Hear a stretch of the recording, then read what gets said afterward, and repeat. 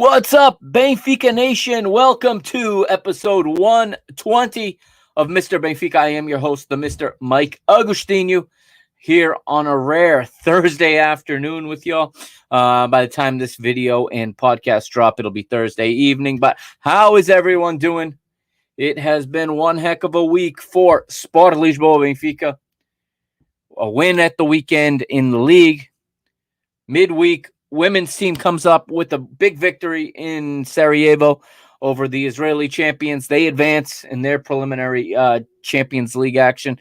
And the marquee match of the week, Wednesday night, Benfica, PSV at the Estádio da Luz in front of nearly 20,000 people. And Benfica come away with a very hard-fought and some may say lucky victory. I say Benfica did enough. I say PSV was good as well, and PSV at times were better, but that was also dictated by the way that the match went, and that was also, there were circumstances that created that type of success for PSV. Pinned Benfica back a little bit. We'll talk about that match in just a little bit. But we're going to start off talking about the league, okay? And Saturday afternoon, this match aired on several, depending where you get your Portuguese football, you may have seen it on Sport TV, on BTV, on whoever shows the Portuguese league in your country. I always watch these games. The live run I watch on Gold TV in English here in the United States, in part because, well, especially if our friend Nino is calling it for Gold TV, Nino Torres, of course, if he's calling the game on Gold TV, I like to listen to his play-by-play, even though he is not by any means partial to Benfica. I think that's what I like about it. I think on BTV sometimes I get too much of a fanboy reaction, if you will, from Elder Conduto. Not that he's not good at what he does, but I think he's fed a lot of lines by the producers. So on first watch, I always like to watch it in English if possible and not get any bias and make my own mind up about what I think about the match. But this one, like I said, I watched it on Gold TV, and I actually exchanged some tweets or some messages with Nino Torres of Gold TV while he was calling the game. I thought he was a little bit harsh on us. Yes, this was not a pretty match by any means for Benfica. Okay, but it's getting lost in translation to everybody, the fact that this was Benfica's fourth match in 11 days. Okay, fourth match in 11 days. Now they've played 5 in 14. Okay, so when Nino says that right now Sporting look better than Benfica, well, Sporting have only played twice. Okay, well, they played 3 times now if you count the Super Cup. But they played against the same team 2 of those games. Okay, they've played 3 games against 2 teams. Sporting are going to look better. Sporting are fresh. Sporting, first of all, the match you saw, they played at home also. And they played at night, not in the daytime. Yeah, that might mean something, but it's been very hot in Portugal. And as much as I love watching these daytime matches and seeing the bright sunshine on the pitch and the way it's a nice throwback to yesteryear, at the same time, it's obviously cooler at night, and you're going to be less sluggish. But it is what it is. We've played 2 rounds. I'm not going to start getting into who's got the best form right now. If you're Benfica right now, as we are, okay, this is a lot less about your performance at this stage, okay? This is the first group of matches here where we're playing. We start this season off with an insane schedule, of course, because we put ourselves in this position, finishing 3rd. So we're playing 2 matches a week, okay, minimum. We're playing Saturday, Tuesday, Saturday, Wednesday, or in this case, Saturday, Wednesday, Saturday, Tuesday. All right. So there's a lot more fatigue, even with rotating the squad. And I think, again, JJ's doing a good job rotating the squad.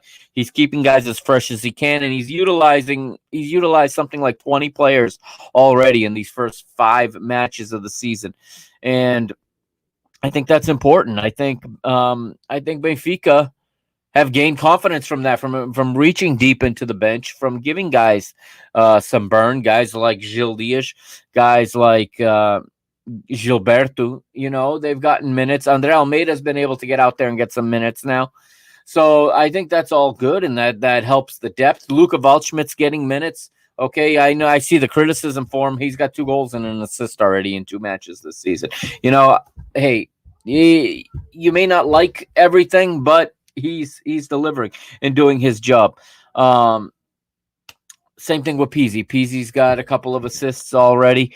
Had a nice one in this match against Arouca. Okay.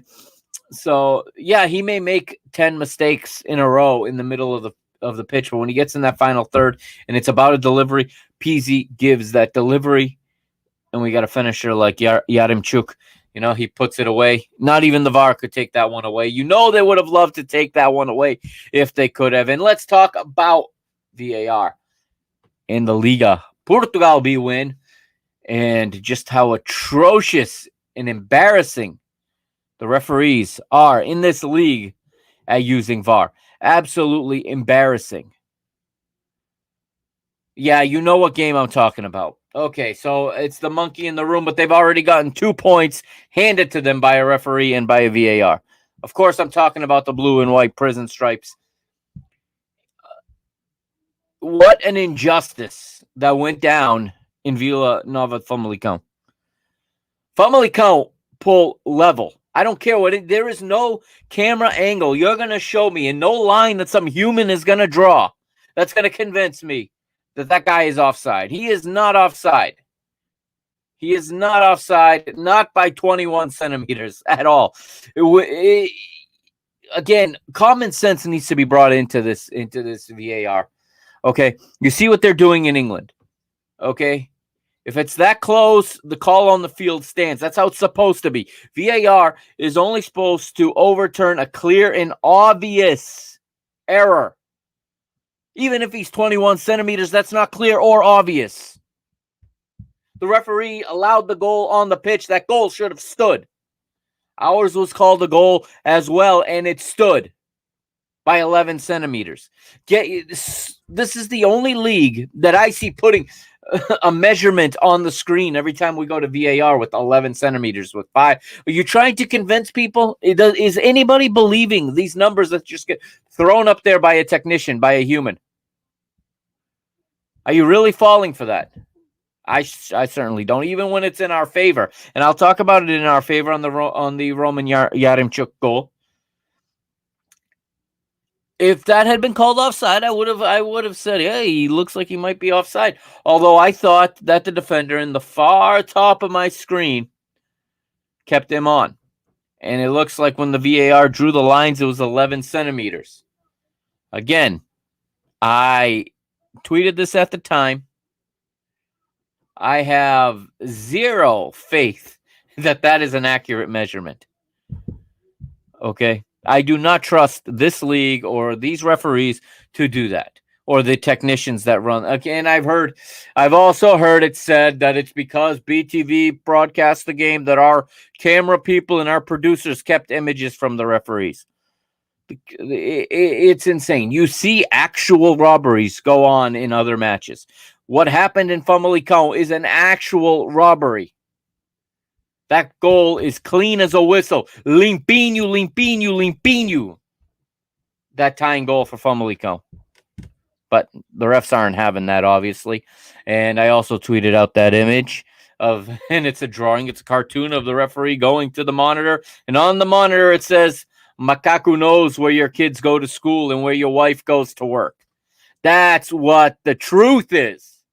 Those animals up there and the threats and the intimidation that they put on referees has gotten it to a point where not even a video replay can be used.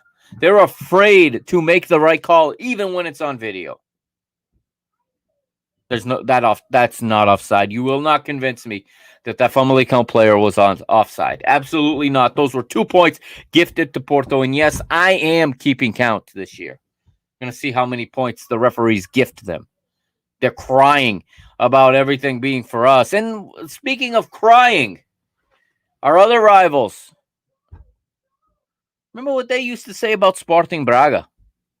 Remember what they used to say about them? It's funny because we've lost to them a few times, and now they never lose to Sporting. They outplay them every single time, and somehow Sporting always comes out with the win against Braga, even though they're played off the pitch most of the time. No, I'm not sitting here saying Braga loses on purpose. That's as ridiculous as it was when our rivals were accusing them of doing that for us. No, it's the way the game went. The better team did not win. The better team was Sporting Braga in that matchup with Sporting. They didn't win though. And unlucky, but I'm not going to sit here and say that Sporting Braga's letting Sporting have it. Of course not. That's ridiculous.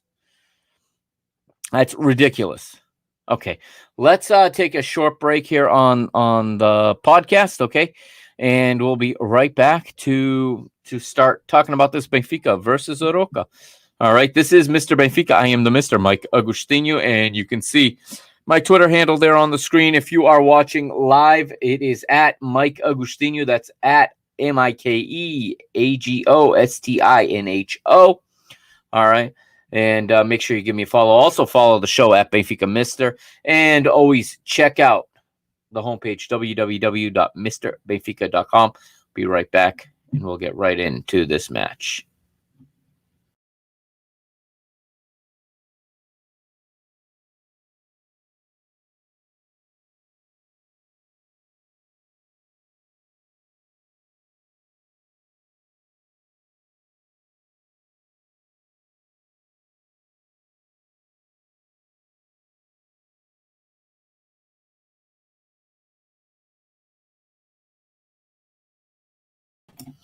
And welcome back to Mister Benfica, episode 120 here on the PTB Media Network. All right, we're going to start the episode on Liga Portugal B-Win Round 2. Benfica hosting Arouca last Saturday. This was on, of course, Saturday, August the 14th. Early kickoff. It was a 6 p.m. Lisbon time kickoff. The match was played, of course, at the Stadio da Luz in front of a documented attendance of 13,973. Not quite the full house that we had hoped for. But remember, Benfica had sold all of the available tickets for the match the previous Tuesday, against Spartak Moscow, and another big one on last night on Wednesday. So this was kind of the sandwich match here in the weekend, and it looks like the people chose to go to the two European matches. Let's look at the lineups. We'll start with the visitors from Arouca, managed by Armando Evangelista. They played a 4-3-3. Their starting goalkeeper, Victor Braga. 4 across the back, Talij. On the right, João Basso and Jose Velasquez in the center. And Quaresma is the left back. And then the midfield, Leandro Silva in the center with Eugeni Valderrama to his right and Pedro Moreira to his left. Andrea Bukia and Arsenio make up the 3 in attack. Benfica comes out with a 4-4-2 of their own for this one. JJ switches it up.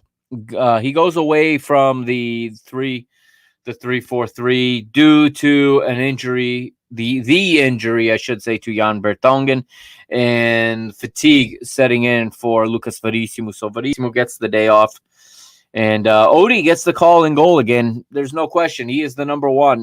There's no debating it now. 5 starts in a row to start the season for Odysseas Blackodimos. And in front of him, Gilberto starts as the right back. Otamendi and Moratu as the center back pairing. And Gil Dias, once again, with the start at left back.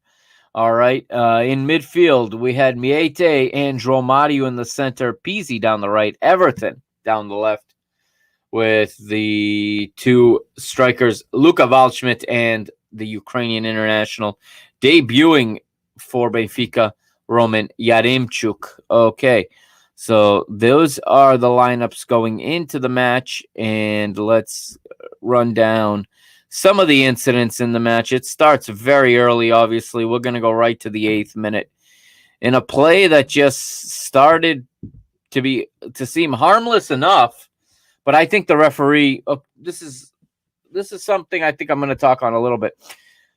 I think the referee made a mess of this. I think he didn't do anything wrong per se. He followed all the rules. Everything was done by protocol. But I think this sending off was avoidable, to be honest. And I don't know.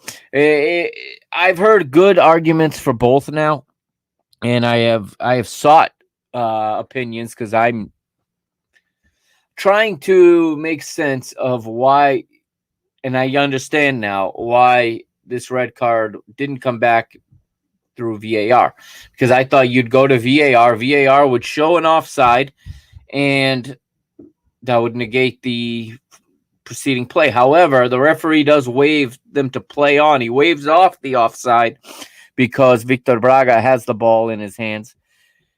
Victor Braga is not paying attention to him. He's looking at the linesman, and that's a mistake. Yes, you can peek at the linesman, but he rolls the ball out, and at first nobody even reacts, actually. It goes right by Yaremchuk.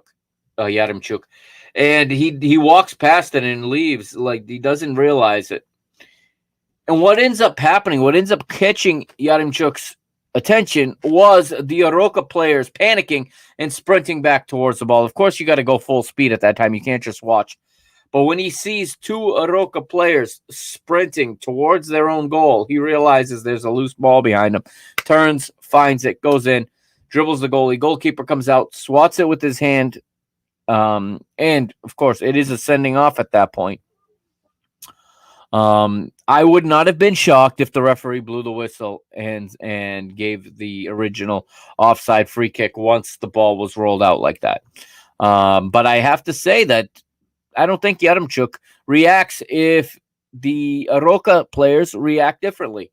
If they don't react that way, perhaps he doesn't either, and perhaps, just perhaps, Victor Braga gets out and gets that ball cleared before anything happens. But that's not the way it played out. So Victor Braga shown the red card for handling the ball outside the area on a clear and obvious goal-scoring opportunity. He would have been dribbled by Yaremchuk, and leads to Benfica going up a man, of course. The ensuing free kick is a ball sent in by Luka Waldschmidt. Of course, we have a substitution in before that happens, as Fernando Ribeiro, the backup goalkeeper, comes on, and it is the forward Arsenio who is sacrificed by Arouca, and his day is done 11 minutes in. But Waldschmidt, left-footed shot from outside the box. He takes the free kick, puts it off of the crossbar. The goalie gets a hand to it. It hits the crossbar, falls for Everton with the net wide, with the goal wide open.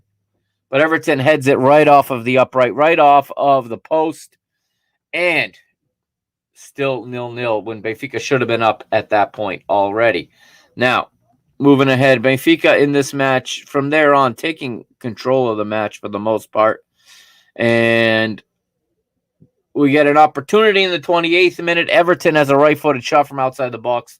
That's just a bit too high. He gets on the end of a pass from Gil Dias. Gil Dias has himself a very good game in this one against Arouca.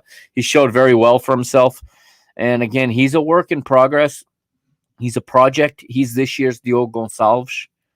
And I'm very optimistic about him being a future left back in this team. He's a utility guy who can play 2 or 3 different positions. That's another thing that makes him key. And so far, when given the opportunity, he has played well and he has delivered. We move on, and it finally comes in the 37th minute by way of none other than Luka Waldschmidt. Said Luka Waldschmidt, the one that many think shouldn't be playing.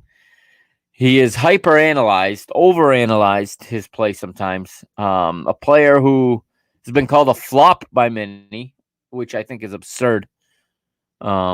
There's a flop, and then there's a guy, who's still finding his way in the team. And I still believe he's not being used in his best position. I think he's better playing. Well, now we have João Mario there, but I think he's better playing behind the forwards, more like a Pizzi even, than he is as a forward. But this is where there's an opportunity for him. This is where there's an opening.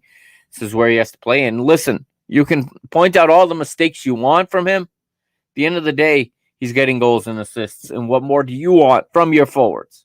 If you're going to criticize Gonçalo Ramos for not getting goals, you're going to criticize Haris Seferovic for missing goals, you have to acknowledge that Luka Waldschmidt is getting them. On this one, of course, 3/4 of this goal belongs to Roman Yaremchuk.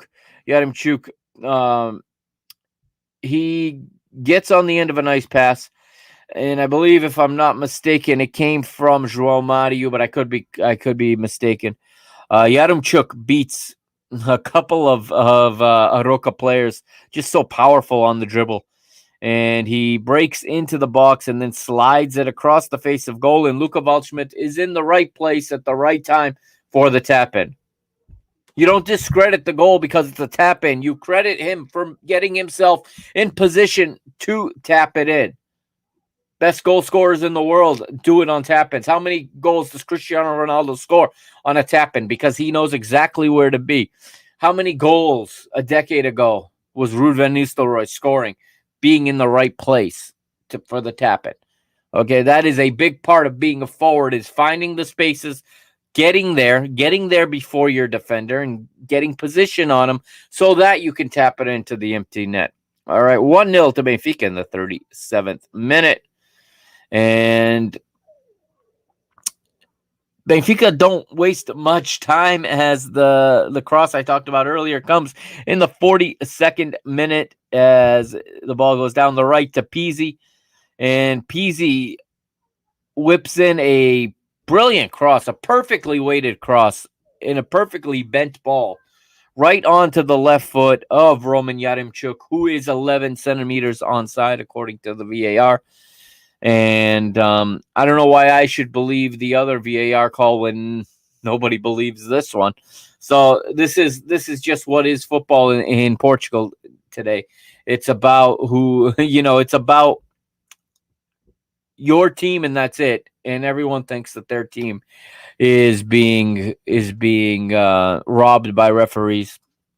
Again, I'm pretty sure that if they could, they would have taken it back, because with Benfica goals, they get reviewed forever. They roll them back as far as they can, looking for anything to discredit the goal. But here, Yaremchuk opens his Portuguese Liga goal-scoring account on a nice assist from Pizzi. We go to the halftime. 2-0 to Benfica. Come out in the second half, and it's Benfica again. This time it's João Mario, right-footed shot from outside the box. It's close, but misses in the top right corner. Again, set up by none other than Gil Dias. All right, substitution in the 56th, double substitution, or I should say triple substitution. JJ loves these mass substitutions right now, and I get it. He's managing minutes, and he's going more on the clock than on what's going on in the game, especially when you're leading 2-0. He's already thinking about PSV at this moment, I think, as Pizzi is off, João Mario comes off, and so does Roman Yaremchuk, all in the 56th minute. On comes Rafa Silva del Tarapt and Gonçalo Ramos. In the 59th, Arouca make a substitution. Pite comes in for Valderrama. In the 62nd, Benfica with another attempt. This time it is Gil Dias. Gets a left-footed shot from the left side of the 6-yard box, but he hooks it just left. He was set up on a diagonal ball from Gilberto. A rare chance for Arouca in the 64th. Andre Bukia, left-footed shot from the center of the box, was just a bit too high. 65th minute, and it is Rafa with the right-footed shot that's too high. He was set up by Gonçalo Ramos. 65th, we get a substitution, and it is the return of the captain, the main captain, who we have not seen in so long. It's the return of André Almeida. André Almeida replaces Gilberto in the 65th minute. In the 67th, Rafa has another opportunity. It is a right-footed shot from the center of the box, saved in the center of the goal. He gets on the end of a pass from Everton. Cebolinha. 72nd minute, Gonçalo Ramos here puts one off the post as he gets a nice ball from Luka Waldschmidt. Almost another assist for Luka Waldschmidt here.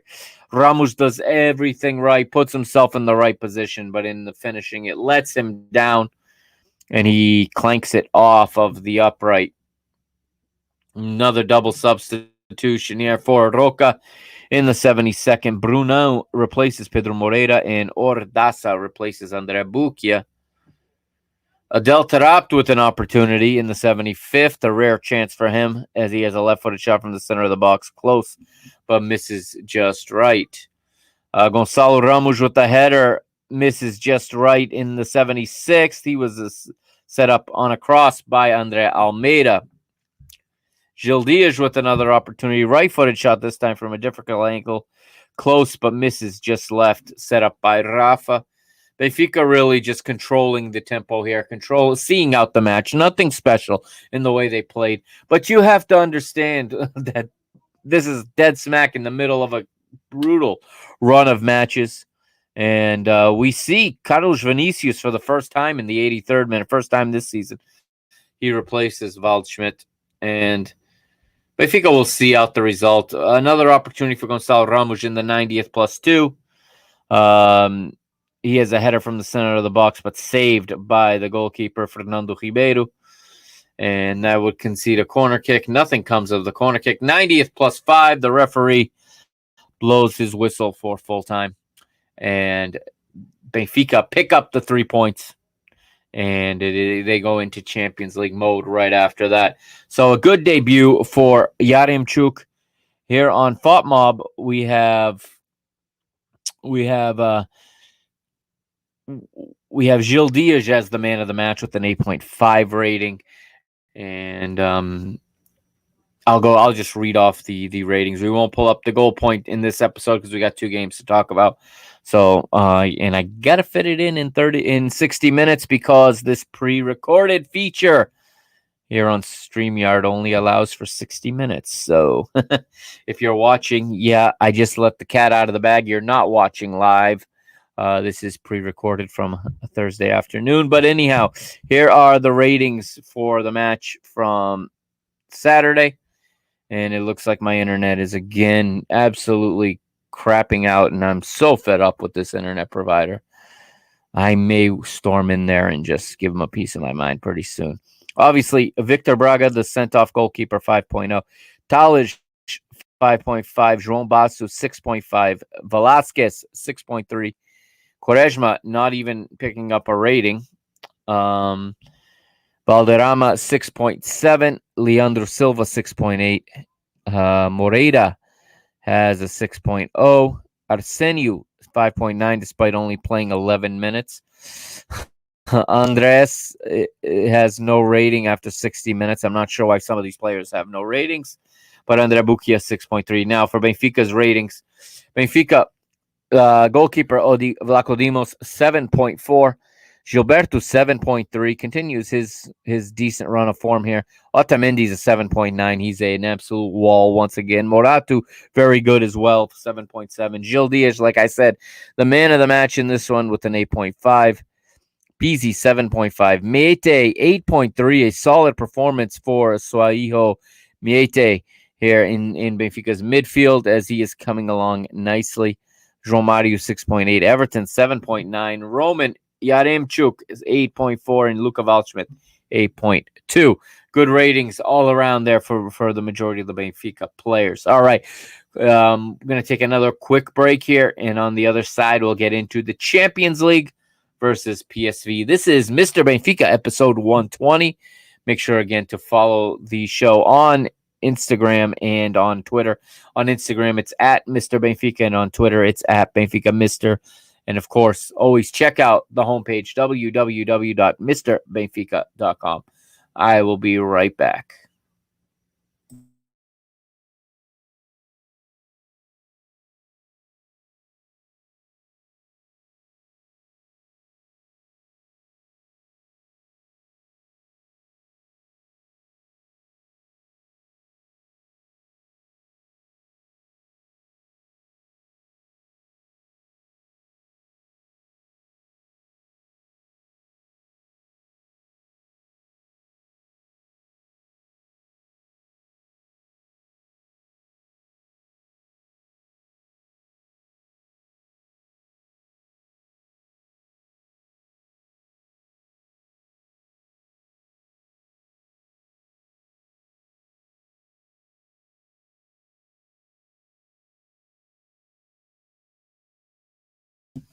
And welcome back to Mister Benfica. This is the final segment here of episode 120. Just a little bit of a programming note.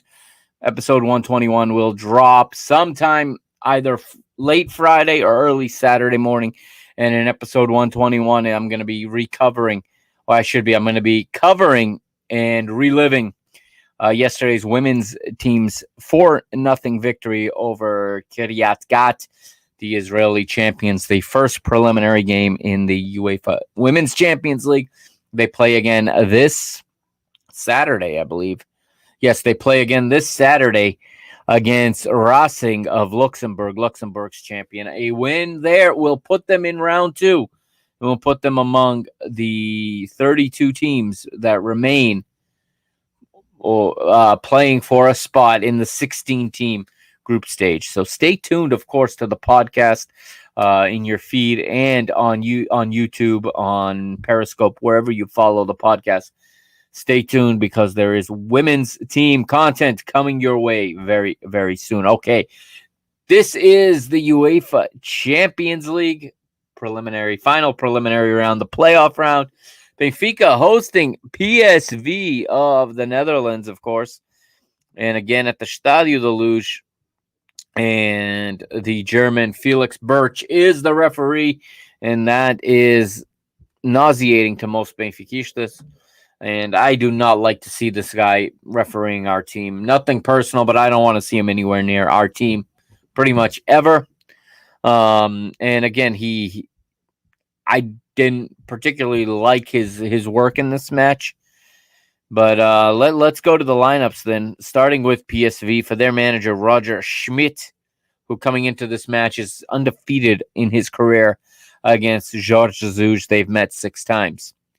Joel Dromel is the goalkeeper for PSV. 4 in the back. Philippe Mowini is the right back. Ramalho and Boscagli are the center back pairing, with Philip Max playing as the left back. They show a 3-man midfield here, with Mario Götze playing as the center midfielder, with Ibrahim Sangare to his right and Marco van Ginkel, the captain, to his left. The 3 in attack. This is a very, very dangerous attack, let me tell you. In preparation for this match, I did go back.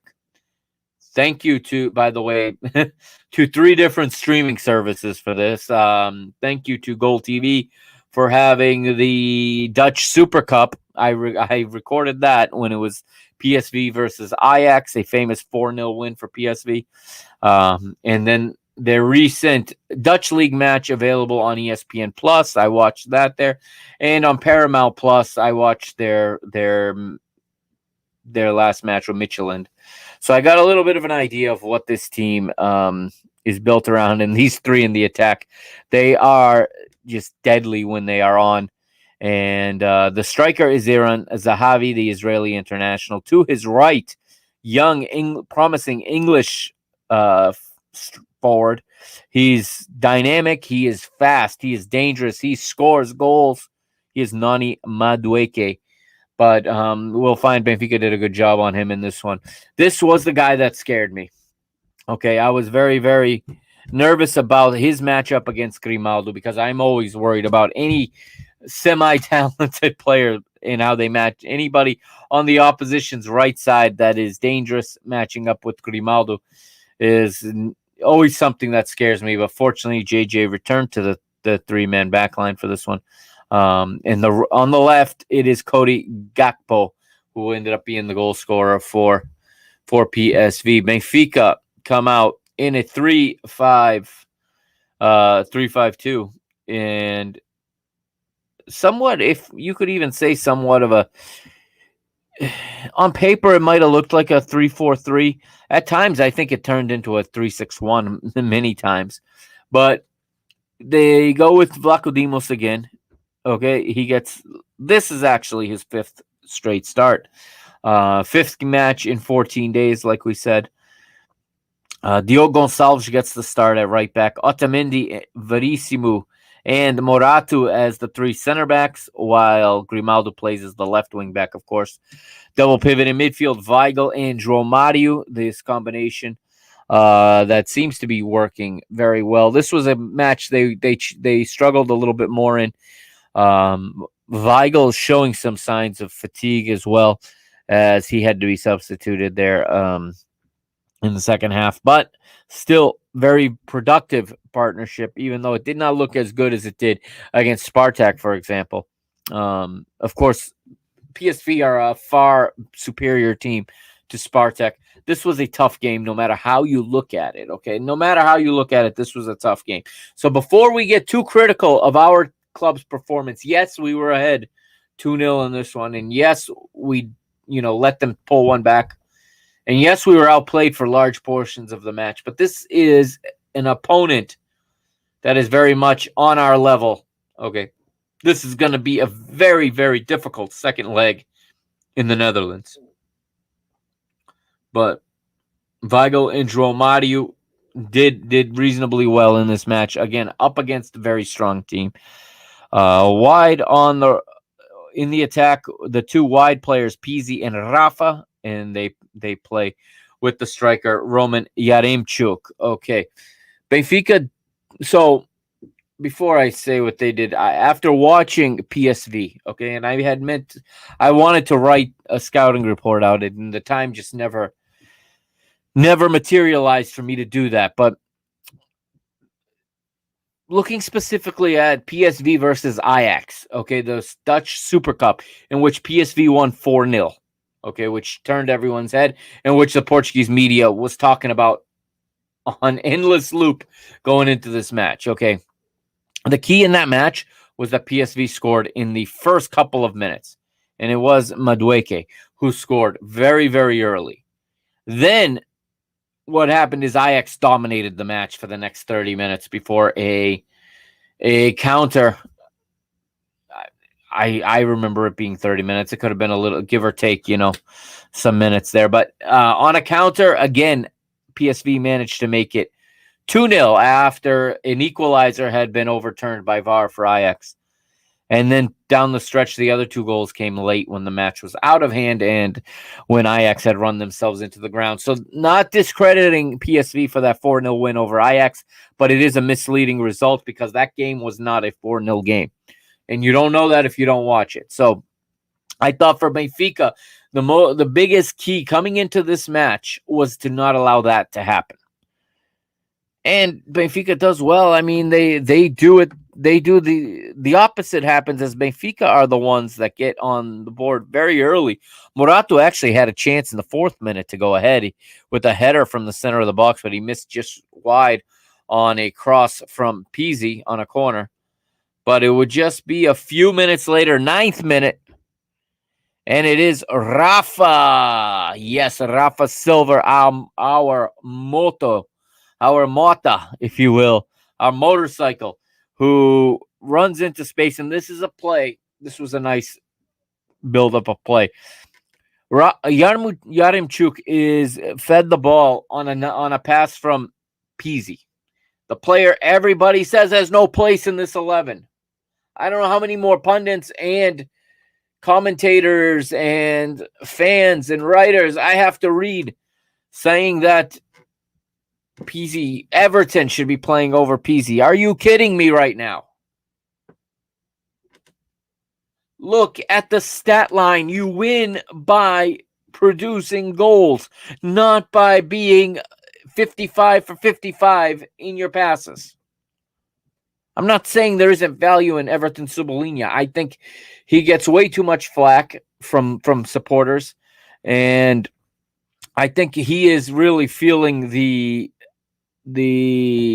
burnout from Copa America. Okay, he's not coming to this season well, but Pizzi not playing well can get you a goal or an assist every game. You go with Pizzi until that form completely dips. I've said that before. The key with Pizzi is when he hits these streaks, okay, and I'm not talking about him playing well.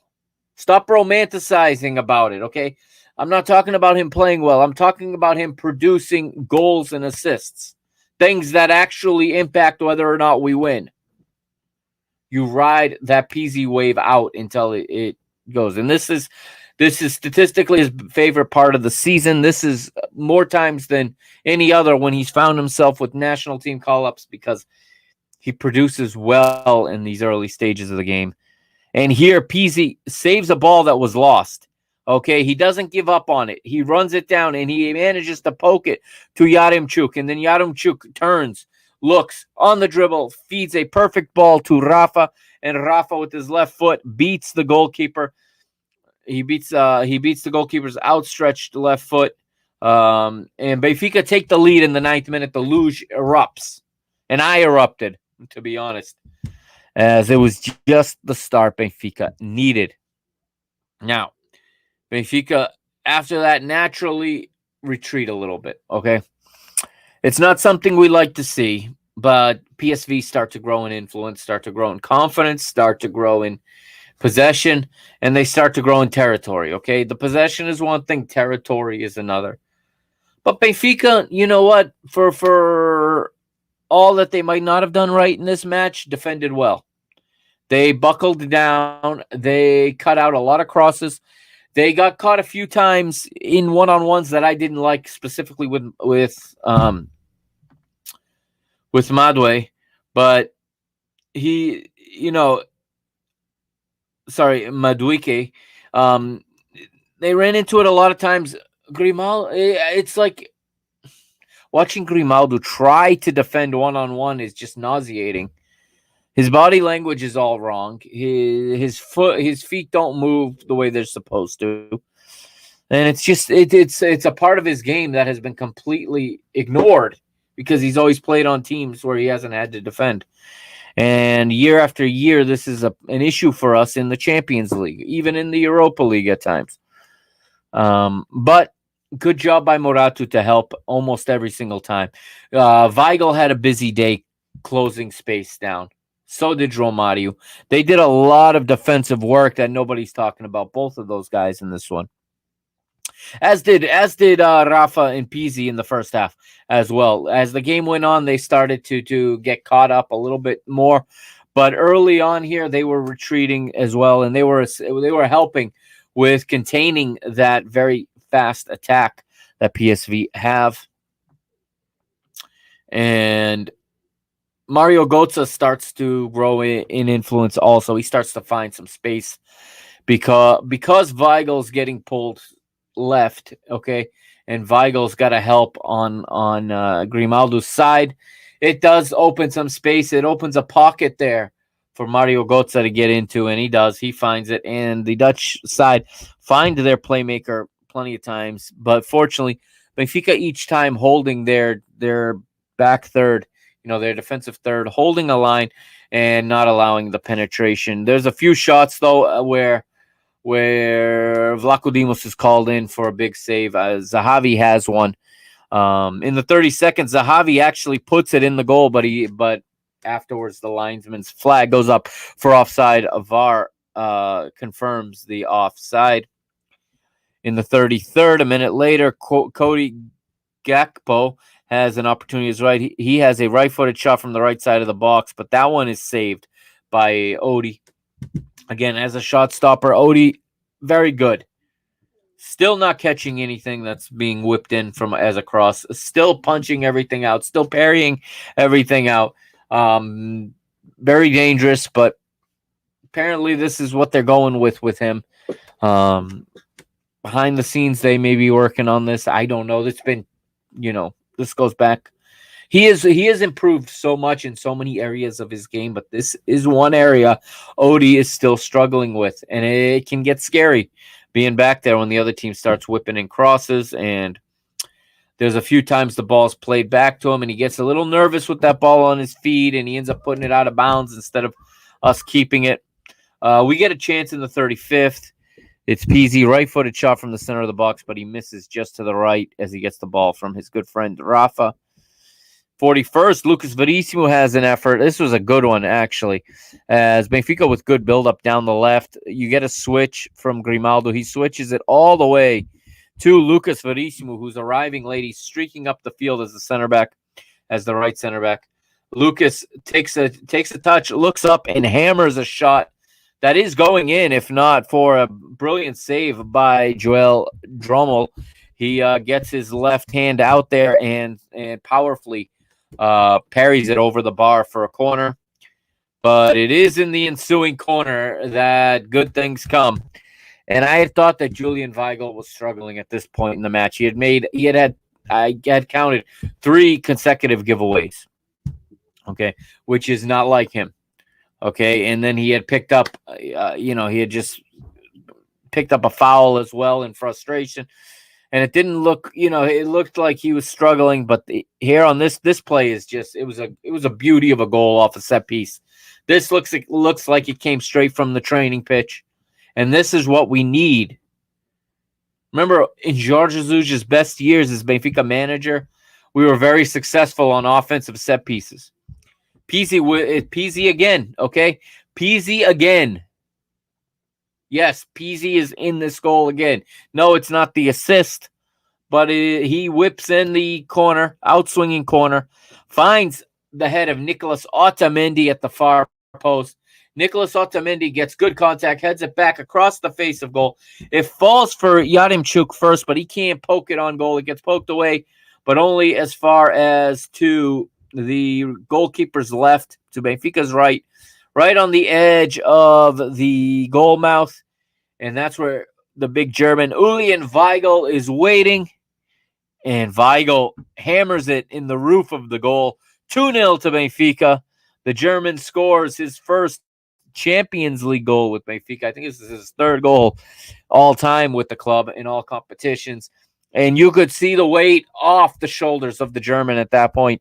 He knew he had some a run of bad plays in a row there, and this makes you forget it because it is a goal. And Otamendi with a nice, who deserves credit for this as well, getting to the right spot. Peasy for delivering it to him. Otamendi for heading it back across the face of goal. And, of course, Julian Weigl for finding the back of the net. 2-0 to Benfica. Right at the best possible time, right before halftime. That's where you want to score your goals. Okay, that completely changes the outlook for the rest of the match and completely changes the plan for PSV.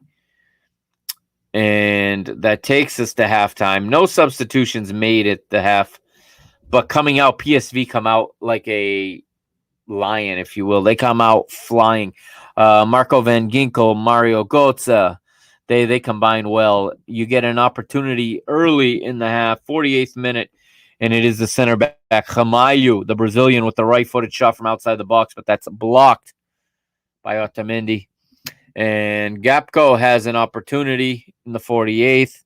In the 49th, he sets up Zahavi, and Zahavi has a right-footed shot from outside the box, but Odi with another big save in the bottom left corner. Rafa on the counter tries to this could have been 3-0 and been game set match, really. It could have been checkmate, but Rafa dribbling from left to center does well to create the space for a shot, but when he does wind up and fire, it is right at the goalkeeper. And literally seconds later, the ball's up the other way, up the other end, and Cody Gapco for PSV gets it. He finds some space on the dribble. He has a right-footed shot from outside the box. It deflects ever so slightly off of Nicolas Otamendi, changing direction just enough, and it beats Odi for the goal in the 50th minute. And all of a sudden, this match that was going so well, and all of a sudden, this match that was manageable and this result that was good evaporates. Okay, yes, Benfica are ahead 2-1, but that's with 40 minutes to play and PSV in full control of the match. Benfica really put themselves on the ropes here. A little bit of bad luck in the redirection, but they try to play their way out of it. We get an opportunity for Moratu in the 53rd, left-footed shot from the center of the box, but it's close, but it misses to the right. Yaremchuk has an opportunity with his right foot a minute later, but it's blocked. Rafa wins a free kick in the defensive half in the 56th, which gets Marco Van Ginkel booked. Otamendi gets booked in the 57th. In the 58th, Ramalho again with an opportunity, right-footed shot from outside the box. This one's blocked by João Mário. And Rafa goes into the referee's book on the hour mark for a foul on Gapco. Double substitution here for PSV. In the 63rd minute, on comes Armando Obispo for Olivier Boscagli. Obispo, of course, is the Dutch international. And Davy Proper comes in for Marco van Ginkel. I should say Dutch Youth International, I think he is. Obispo, that is. In the 68th, Zahavi with another opportunity gets a header, but he misses just left, and that was one of their best chances to equalize. Zahavi has another one blocked in the 69th after he's set up by Madueke. George Jesus with a rare quadruple substitution here in the 70th, and it was meant to be a triple, but what ended up happening, he explained in the presser after the match, was that Diogo Gonçalves approached him as the substitution was saying he couldn't go anymore. So we saw Everton come on for Weigl, and we saw Ramos come on for Yaremchuk, and actually Everton came on more for Pizzi than he did for Weigl. But UEFA screwed this all up when they registered these substitutions. You could see it on the screen. It was all confused. It had the wrong player going for the wrong player, but it was actually Mate coming in for Weigl. Weigl had also signaled that his day was done to the bench. Everton came on for Pizzi.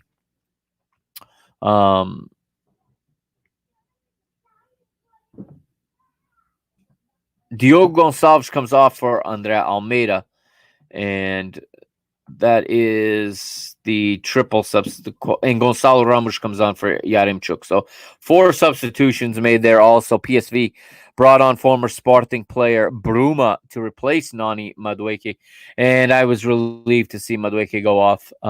He didn't show much in this game, but he shows a lot in all the other games I've seen. So I'm very nervous about him playing at home in front of their own fans on Tuesday.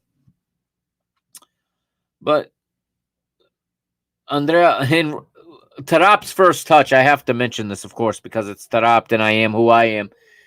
Literally, his first touch, he gives the ball away and then fouls and picks up a yellow card. The most Adel Tarap, like stereotypical Adel Tarap play there is right there.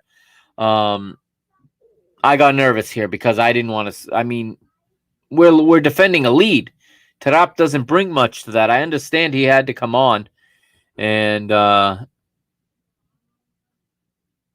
don't even think I read his name off as one of the substitutions there, but he did come on. I might have missed the moment exactly he came on. He came on a little earlier, I think. But